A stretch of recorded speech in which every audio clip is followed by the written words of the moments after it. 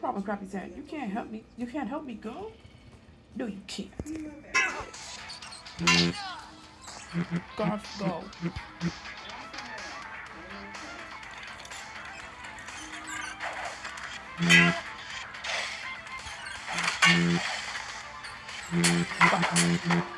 Ooh. Are you kidding me? There's a child console.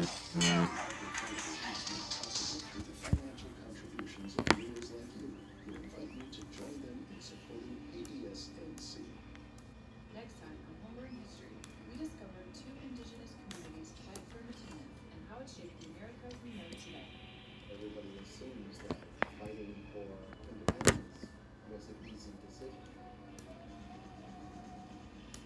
Thursday at 8 on PBS NC. Sustaining membership is an easy and convenient way to support the programs you love. As a sustaining member, you make an ongoing monthly contribution for either your checking account or credit card. The amount you give is entirely up to you. Your donation will happen automatically each month, so you never have to worry about your membership expiring. If you do need to change the amount of your monthly contribution, just contact us. Best of all, when you make a qualifying donation, you can enjoy our most popular member benefit ever, PBS Passport. With Passport, you can watch an incredible collection of drama, science, art, and history programs whenever you want. You can stream them on your TV using the PBS app through For the accessibility local, newer options, Apple press TV, Two-Finger Fire Tap. TV, Vizio, Android, newer Samsung TV, or Comcast Xfinity, or watch on your phone, tablet, or computer. Please call or go online to start your sustaining membership now. Hello, I'm Nino Fernando. Join us side by side as I welcome Doug Wilshire, the founder of Smart Choice, overcoming personal obstacles to building a $5 billion insurance network. They now use with impact and influence across the Caucasus state. Tuesday at 7 on PBS NC. The Marlowe Murder Club on Masterpiece Mystery has been charming fans with its team of amateur detectives solving cases in a quaint English village. Join us for a behind-the-scenes special, and we'll celebrate the first 2 seasons and share a sneak preview of season 3. We'll revisit our favorite moments and chat with the cast and creators in Solving the Puzzles of the Marlowe Murder Club. Watch for it on PBS NC. Discover the latest on PBS favorites, local programs and specials, plus invitations and more. Subscribe to our weekly e-guide and stay in the know. Sign up today at pbsnc.org/sign up. I saw it today. I found what I was missing.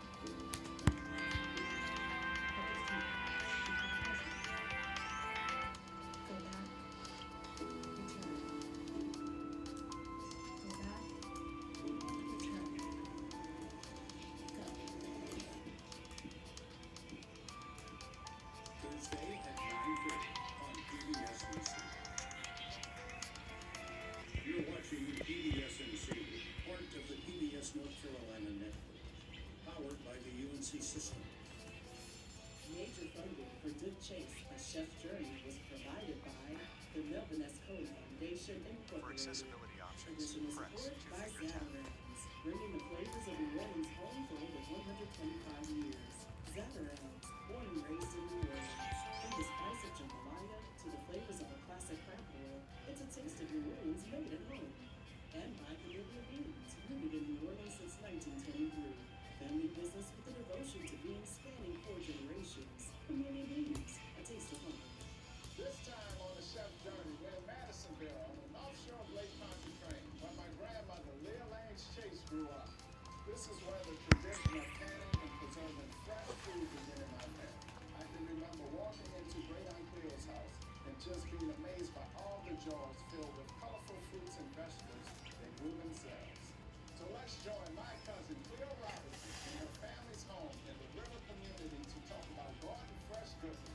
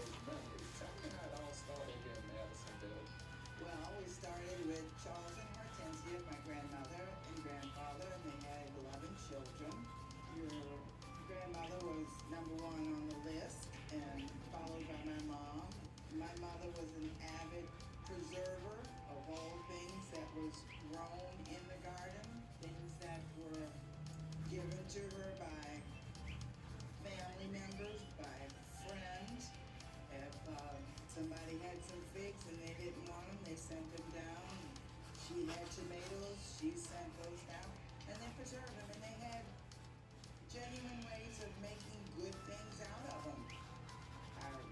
Big berry, and then our regular strawberry jelly. Oh, you name it, if it was edible, it went in the jar. When they were growing the backyard, my great grandfather Charles, and coming on down, they didn't keep the best of that crop. They would give it to the community. That's the way that the family worked. It was Oh. always the best went out. A fire? The others Where am I? stayed in, and they made the most of what they had. He's just always riding with the program. And that was to preserve it. One of the things I can remember too is after you're walking outside playing in the woods, you're going fishing with cane poles on the Chafunka River. There's so much history with that river on everything you all did with it growing up.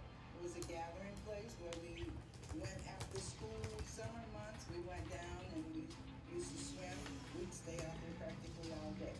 The greatest memories were my grandmother taking her cane pole, getting Aunt Lucy, getting Aunt Clotilde, and they would go down and they would just sit and fish. Whether they caught any fish, I don't know. Place they just really enjoyed. And as we talk about, farm and table and flesh, my great grandfather Charles, your grandfather, he not only worked in the shipyard, but he had the green thumb, is what we call it. He gardened a lot and had the best of the best. And they could grow anything. We had onions, we had carrots, we had green onions, we had parsley, we had okra. When it was cabbage season, we had cabbage. When Must it be was green season, we had green. And they preserved I wish you all those had. things. The onions would hang on the shed, you would It's sit dead. there and flat them. The garlic, you would flat I them. and it. And they would just hang. Oh. And you would think you did this to the girls to do.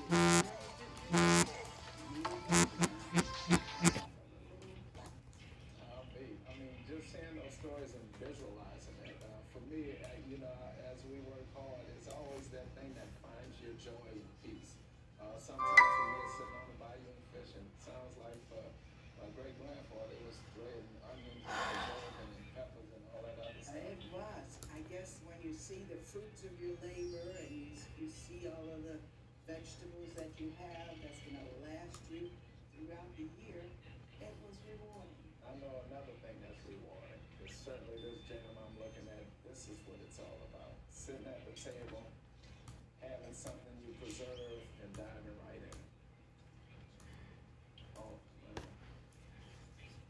The sweetness, but more importantly, it's the memories that's coming back to me. I'm sitting here, your mother would be sitting here doing something. It's hard to keep talking because you're just reliving those memories of the people that passed on, but certainly left a mark on all of our lives. And really the reason why we continue to do what we do. This is fantastic. Well, thank you so much. I got to walk down memory lane in that pantry. Anytime. I am in the pantry, and man, does this bring me back to my childhood. For me, this was like a candy shop, right? You saw the colors of the rainbow, you would pick up some jam or preserve, get this on a hot piece of toast or biscuit. You couldn't beat it. I mean, this brings back those memories, just of having fun in the country, farm to table, really from your backyard, and now paying homage to those who taught me so much. I gotta get back in that kitchen.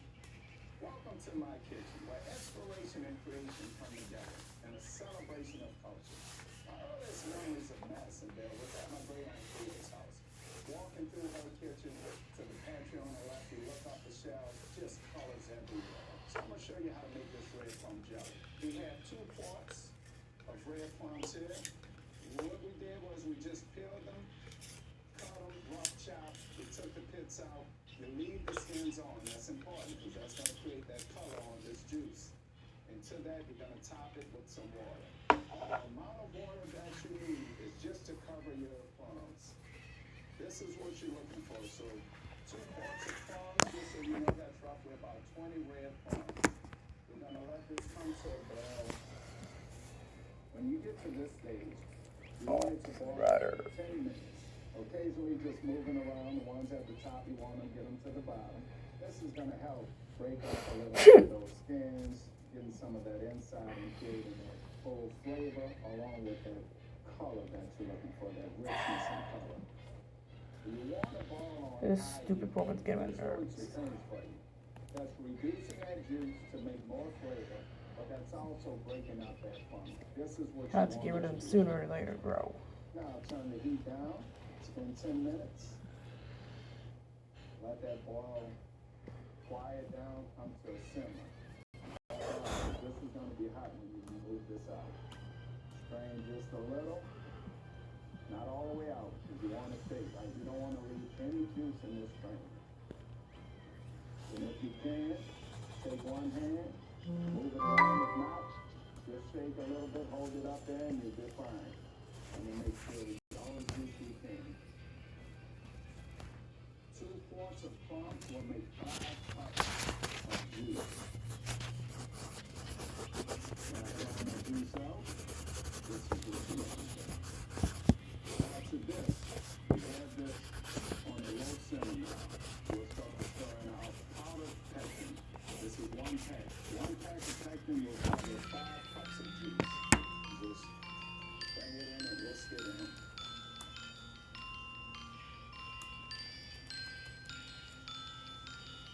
Constantly stirring here. I'll bring that fire up. We'll bring this to a boil right before we add in our sugar. The pectin is going to give you the jelly of the jelly. It's going to hold that juice together, right? When you're looking at the thickness of it, that pectin is really what stiffens this up. So you can see we added the pectin, it's starting to come back up to a boil. This is the stage where you slowly stir in the sugar. We have 7 cups of sugar. I'll turn that heat down again, and then we just start adding our sugar, stirring in.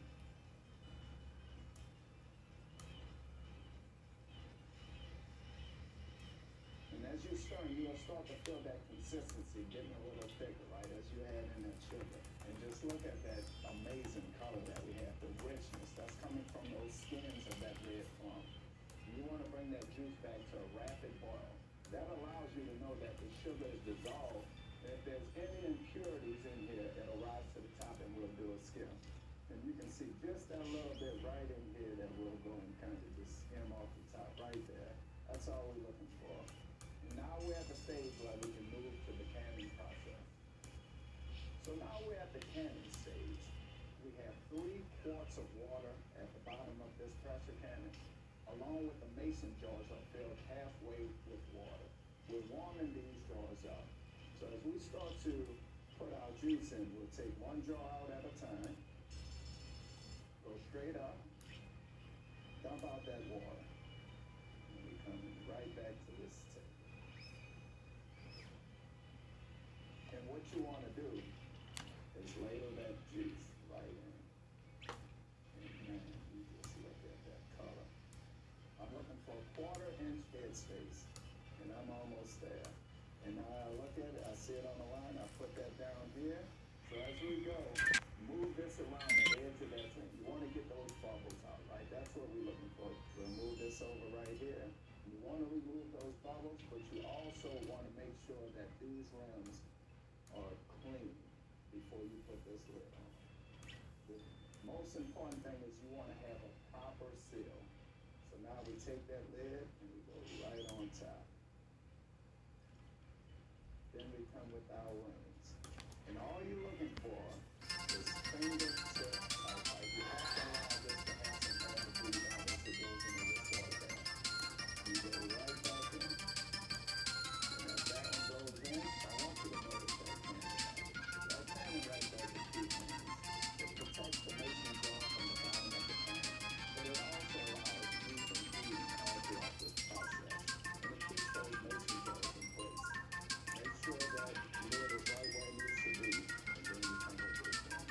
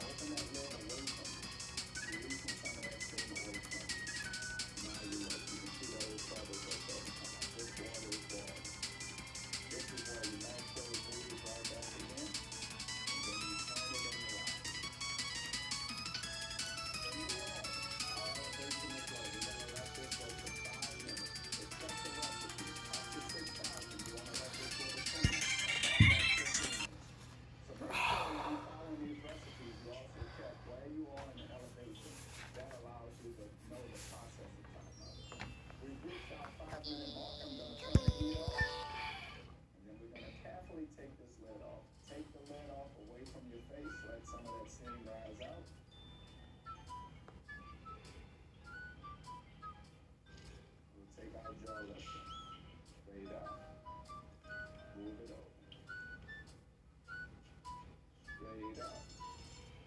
Raise the burn. Now you have to let these doors cool for a minimum of 12 hours. When you're testing that seal, if it pops up, then you have to restart that process. You know you don't have a great seal on it.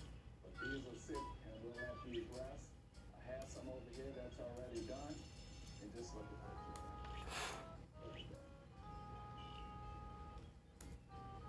So now you understand the canning process. You can create the colors as I call it, whether you want to do pickling, relish, jams, and go ahead and create some magic in the kitchen. So what we're making today is ratatouille. Growing up, we had the rainbow in that pantry. You saw the jams, the jellies, the relish, the pickling, canned tomatoes, canned okra, and we were just able to taste it in so many dishes. We showed you the water bath method to canning, but there's two methods. There's the pressure canning, which is for low acid vegetables and meats, and then there's the water bath canning. Think of your fruits, your jams and jellies. For tomatoes, we use the both methods. And now I want to show you, as I have some beautiful canned tomatoes here, how to prep cooking with them. But before that, I'm going to show you how to prep your tomatoes before you put them in the mason jars. Here, what you want to do is you want to slip just an egg, right? Make an X on either end. I have some water that's simmering right here.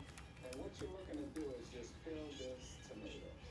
And this process helps for an easy peel, right? You're not just going in with a knife. You're going to put that in simmering water. This is really a minute process, right? We're not looking to cook this tomato. What we're looking to do is just really release that skin from this tomato. As you can see, that skin started to crack and peel away. This is the time where you want to put it right in that ice water bath.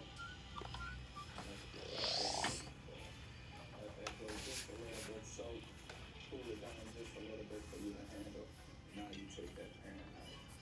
You go right My over brothers. You come here and look at that. Just right on. There you are. That's how you peel that tomato. Find that X that you have, and that's going to come to your hand off. Flip it over. And then we come right at that end.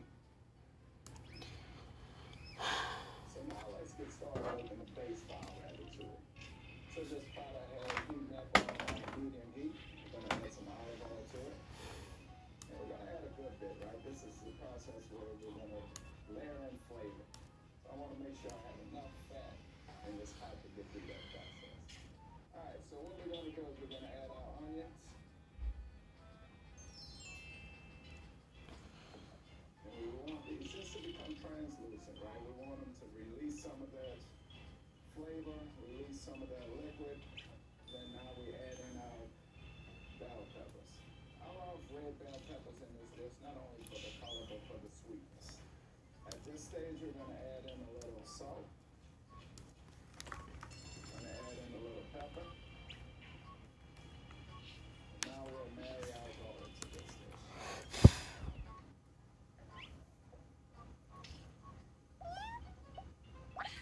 Of course, you know tomato paste is a thickening agent, but I don't want it to brown out. Everyone's listening. At the bottom. I just want it to start to marry with these vegetables.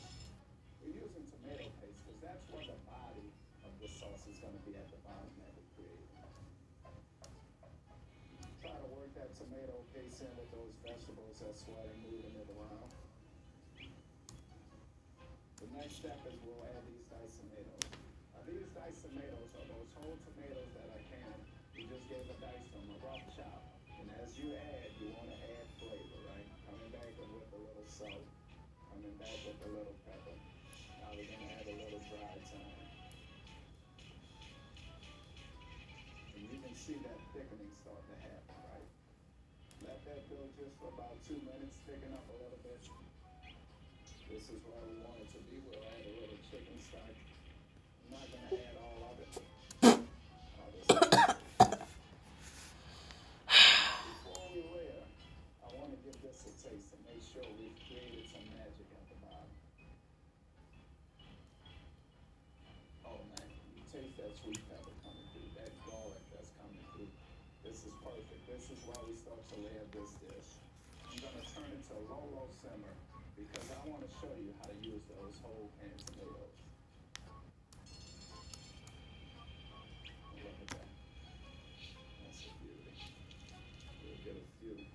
this is a process, a step that we're gonna use to layer it. Just look how beautiful these are.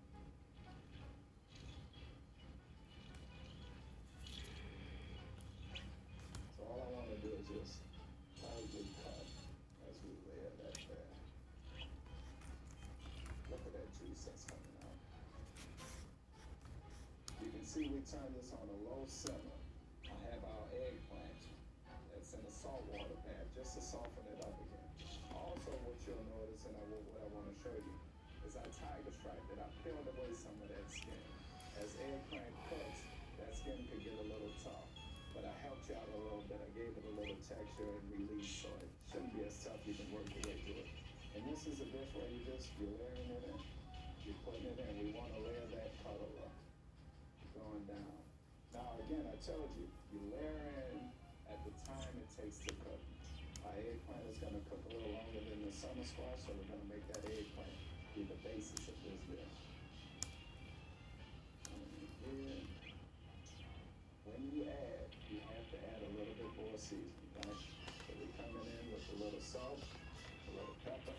Ooh. And we're going to let this work for 2 minutes before My brain thinks I'm finished with this, but no.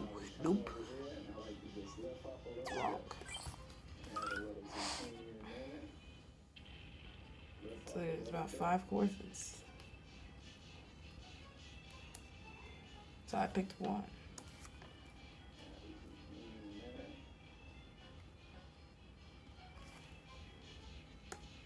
Now, as you go, you should already know the next step is what I'm about to say. We're adding flavor to this. We gotta hit another seasoning. We're coming back with a little salt. We're coming back with a little pepper. Now this has been going for 2 minutes. We're gonna add the tomatoes before we add the summer squash. Now I noticed you saw the tomatoes and they were soft, so you would say this was cooked faster than the summer squash. And that's absolutely correct.